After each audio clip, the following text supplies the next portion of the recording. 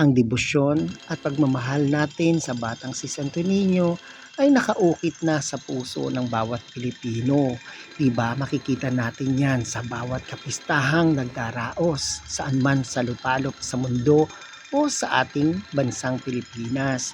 Hindi ba't na ipapakita natin ang init, ang pagsasakripisyo na tulad ng Panginoon na binigay sa atin. Yan ang aking isi-share dito sa aking My Journal in Motion sa Love Life, Me, Myself, and I, sa Alexander YouTube channel. Hindi naman masusukat kung gaano kalalim o kababaw ang iyong debosyon sa Santo Niño.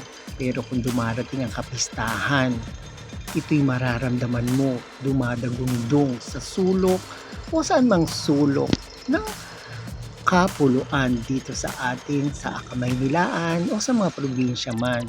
Kaya tayong mga nagmamahal sa Santo Niño, mag-alay tayo ng panalangin at pasasalamat sa mga biyayang ating natatanggap.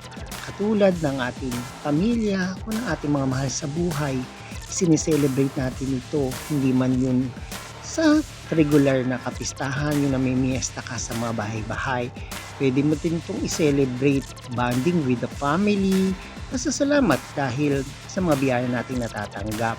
Diba't masarap nating ipagdiwang ang kapistahan ng Santo Niño together with our mga kapamilya, kamag-anak, o yung ating mga mahal sa buhay. Diba? Ang sarap i-celebrate ang Santo Niño Festival.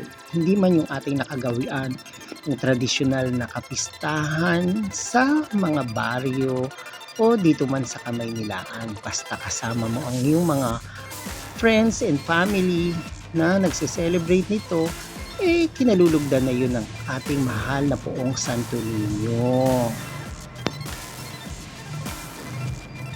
Kaya ngayong linggo, sineselebrate namin ang Feast of Santo Niño dito sa Manila Cathedral. Nagdaos sila ng simple at masayang procession.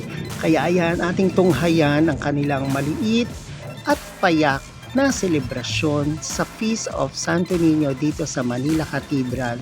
Dito rin sa may St. Augustine Church dito sa Intramuros, Manila. Ayan, kanilang nagbubunyi ang mahalagang araw ng kapistahan ng Santo Niño sa kanilang maliit na pagpupugay ng isang prosesyon na kinagagalakan ng bawat isa. Kinasisidhian o siksik sa kaligayahan sa pagdiriwang ng kapistahan ng Santo Niño.